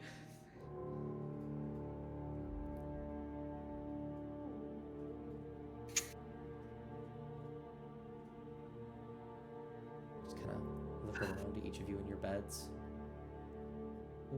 I think Nodder is gonna get up and get his bearings like quickly, and look at the party and be like, "Quickly! I don't believe we have any time left. Thank you, Pen. I owe you a favor." You're And going. he's like, You're going out there. You're gonna go back. Yeah, to the "I tower. don't think we have any other option." Tower, you say, Holly. Holly points at that damn tower. We're going there. That's where As thing is. as soon as Holly says that, Bagless will draw his sword and start making a march for the door. She follows Alright. fucking suit. Pen will like look around terrified, and he'll be like, "You're just going to go? I can get you out of here. You want to fight that thing?" Yeah, we have to. Yeah. He is right. None of you, this is way more than what any of you signed up for. X will say, his voice definitely like going in and out of tune. If any of you would like to leave now, I will not blame you. Janara will take a step towards Backless and look at him, like, with just a smallest smile of, like, hope and determination, and say, I'm not going anywhere. We're in this together. Bagless will nod towards Janir. I appreciate you. I don't plan on running away, but we should make a plan before we do this. And probably rest up. Because that thing is Do we have enough huge. time before it ravages whatever is left of this city? It doesn't have anyone to control it. It is likely going to consume everything in its path till it is forgotten.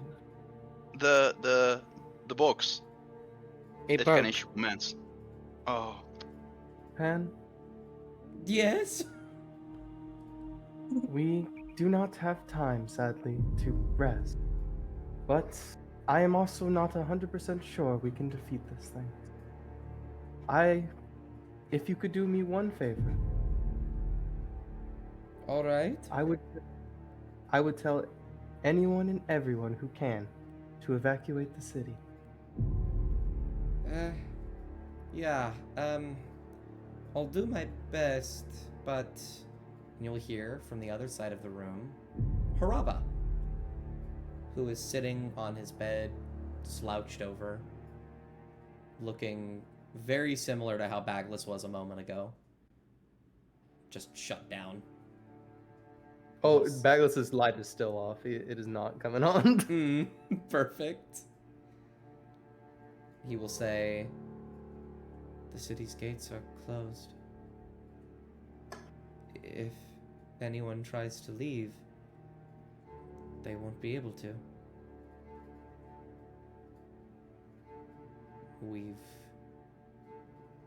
made the perfect death trap."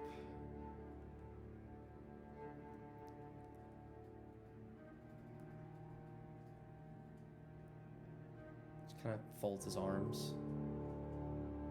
Gods, The portals.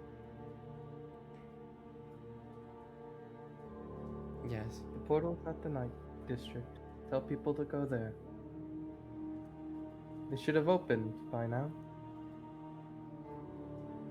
Pen will nod. That I can do. I tried to get the directors to safety as well, to a lesser effect, but they are hopefully alive. I will go talk to them.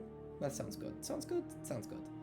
And he will pull out this small, sort of perfectly circular piece of glass, and he will press the tips of all of his fingers into it, and it will expand, and a small hole will open up underneath him.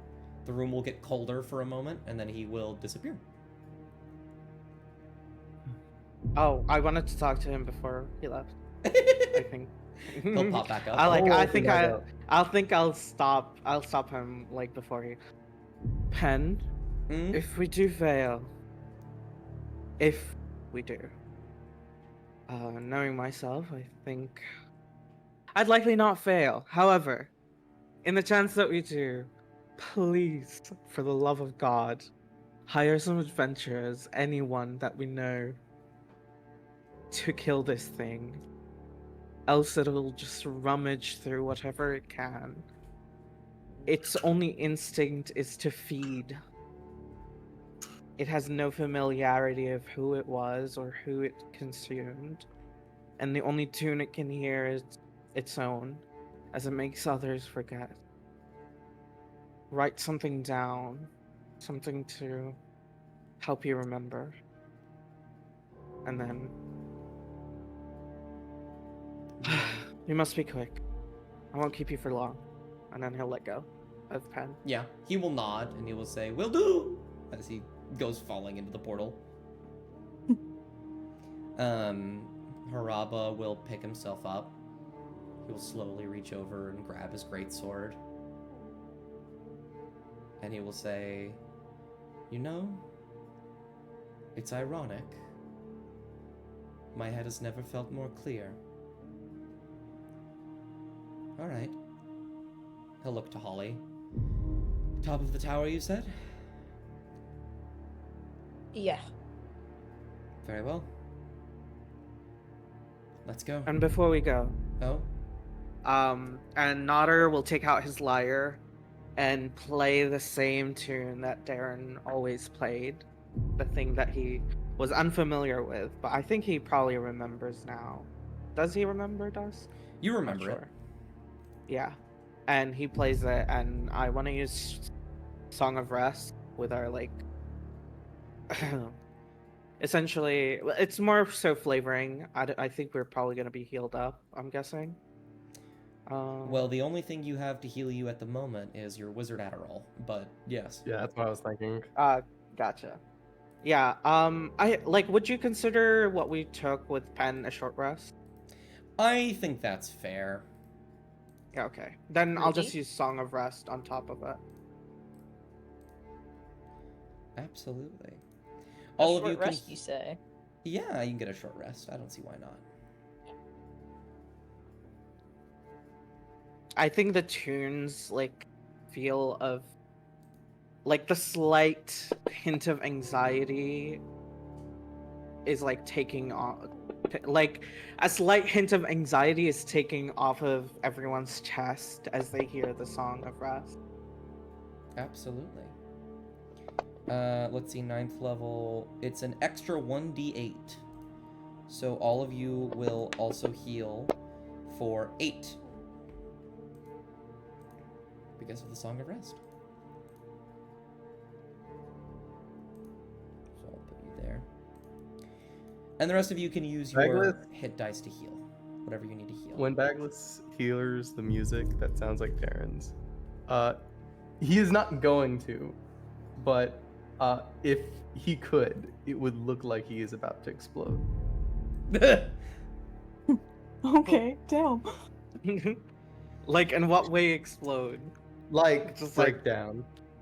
Gotcha. His suddenly a being not made of flesh and bone like most, begins to shake and shiver with a rage that you did not know he was capable of.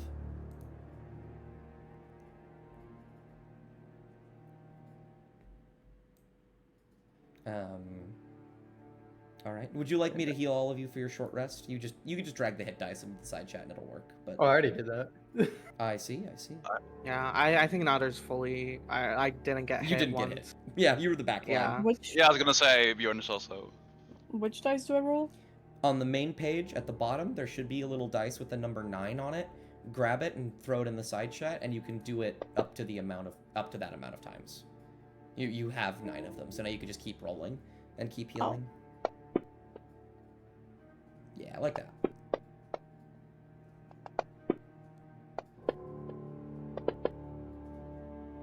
Nice. You won't get another one of these, so you can't. You can just use all of them. Yeah. I will heal my 1 damage. Go for it. Okay, yeah, I'm Some fully of us healed. can't wild Gotcha. shape. Do you want me to heal Holly? Coffee? Oh, Coffee probably. Oh no, you're there. Hey. Yes, please. Thank you. Sorry, my laptop is such low battery. now. You are okay. Damn, you're feeling good. One more. There we go. For Holly and Natter, you get your Bardics and your Key back. I believe Key comes back on a short rest. Correct. And action surge. Oh, and action surge, yeah. Janara, I'm checking. I don't think you used. I don't know if you used it or not, but I think Channel Divinity comes back. I'm not certain. I don't know, man. I don't know. I don't know. I just work here. I'm just happy to be man. here, man. I'm just. Bjorn, you get your wild shapes back. Yeah, I get 1 spell, but I only used 1, so I get it back. Sure. Do I get a spell back? I don't know. You do not. If any of you want your spell slots back, you're gonna have to take the wizard Adderall. Yeah, that's what Bagos is gonna do as soon as he gets Take there. your wizard Adderall. Awesome. Anyone that would like to take your wizard Adderall can give yourself all of your spell slots back. Woo! You're gonna get fucked up later. Likely after the fight, so I wouldn't worry about that. Can you also use it mid-combat? Huh? Can you take the Wizard's Adderall like mid-combat? You or- can. It's an action. Yeah, okay. Can I? Does it also? I'll kill keep me? mine. What happens? Yeah, You take 2. it heals if you want to fully heal yourself, Bagless. I don't know how to do. Sorry, that. you'll take 2, Bjorn? No. Just for Bjorn would like. So you know what? I would like to roll Arcana or Medicine. No, I would roll Medicine Roll to medicine see for what me. happens if you take 2. You know, just for What do I? what happens I if don't my know. ally gets down, and I would think, I could help them. Yeah, go ahead and roll medicine for me. Cool, 13. Oh, what a. This thing is made of various magical herbs and just really potent magic. Taking one of these gives you the benefit of a long rest, with the downside that a little bit later, after the effects wear off, you will be granted 3 exhaustion. So in other words, if you take 2 of these, you will die. Yeah, take 2. You will get 6 exhaustion and you will die. Save it for later. Maybe Bagos will eat it. Yours. I don't know what would really happen. You just I said can that. cure 1 exhaustion level. No. Okay, no, let's not do that. Yeah. Okay, but Bjorn would not take it yet. Gotcha. Yeah, I don't think Nader would either. Smart. I don't know how to heal myself fully, by the way. Just help. hit the click 23 and then hit backspace. Backspace. Oh, I'm a genius. Haraba will just heal to full because he really didn't get hurt that bad. I need to get. Could rid of I fright- also? What's up? Could I also, while doing Darren's like performance, have counter charm active as well? I think he'd use it after hearing like the music box and like remembering what it does, or the Sure. song. Counter charm for flavoring, absolutely. Counter charm won't have any effects here. Yeah. But something to keep in mind for later. This thing is prone to charming, so having a counter charm active is always good. Yeah, I think like once they get into battle, he'll probably use it as soon as or Yeah. before. Even playing it when you go outside to get to the tower would be wise. Yeah. Um, Yeah, that's like sort of what I wanted to as well, in case it tried to charm any of us. All right. You all will step outside into the safe house. Out of the safe house, sorry. A small building just a little bit to the side of the capital. I believe if you look at the Yagrabad map, if I could put it in the side chat. There we go. Looking at the Yagrabad map, it is that small circular blue building right next to the left. As you all step out, you see the tendrils of the false Hydra flicking about wildly in the city, screams of people, and behind you see the tower. You know the path.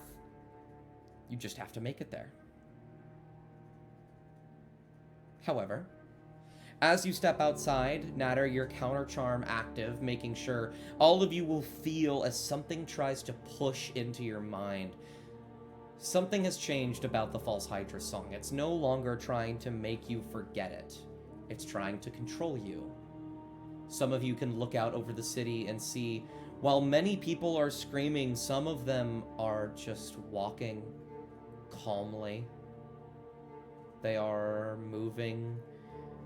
Most of them are actually walking up the stairs towards the tower.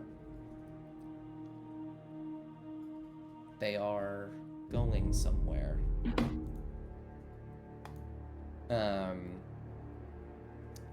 And as you step outside, I want you all to make me a stealth check. I am terrible at those. It's true. Oh yeah, you have super disadvantage, don't you? If Why is only it- super why is my- disadvantage was a thing. Why is my dice so magnet? Oh, Magnet- right. They added an update where the default size for dice is 200%. If you want to change that, go in the top right under Tool and hit Dice, and then lower Roll down to 100%. Or whatever you want, really. Hey guys, got the 12. It's not bad. Not bad all around, I gotta be honest. 14, baby. Yeah. You all will try your best to lay low and move as you see one of the heads begin to I did move. better than the. You did. You did. I did better than the person who has +7. Yeah. Oh my god, die! Fuck you, Hog. Yeah. As the false Hydra moves above all of you, I'm gonna have it make a perception check against your guys's, what is it, group stealth? So that would be 20, 40, 24, 64 plus 14 would be 78 divided by 5. I'll roll. Hey, calculator. 15.6, so it has to get higher than a 15.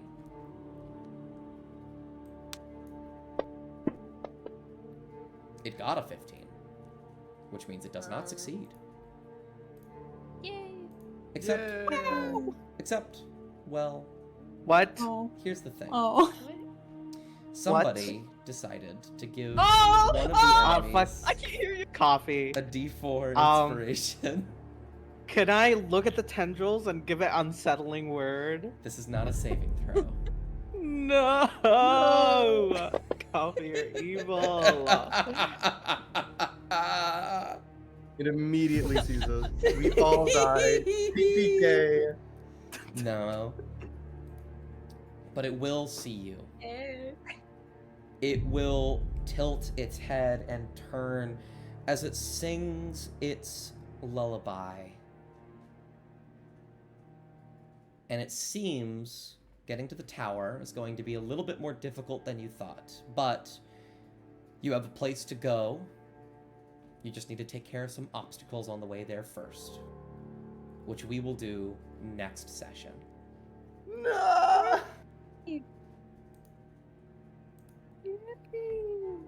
Jesus. Whew. Thank you guys for my fucked up evil Mighty. session where I get to be really mean to you all. You're welcome. I hope you liked my bard that was just there in the background the entire campaign. That was crazy. Yeah, that's. I I was- thought like, I totally thought the bardic inspiration thing was just like a thing that you added, and I was like, oh okay. I didn't even question it. Maybe just likes us. Yeah. I couldn't make any jokes because I had to be sad. Because I was sad. Because I had to be sad. That's so funny. Well, That was Had to be sad. messed you, up. you all are Guys, wonderful. And while it isn't the finale yet, thank you for joining me in this campaign. Next week, we will finish it off as you guys face off against the False Hydra.